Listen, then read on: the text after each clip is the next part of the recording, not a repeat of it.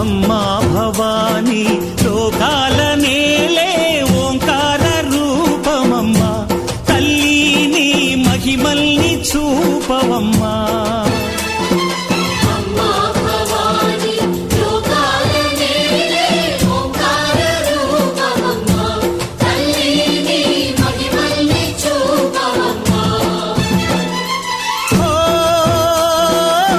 సృష్టికే దీపమా, శక్తికే మూలమా, సింహరథమే నీదమ్మా.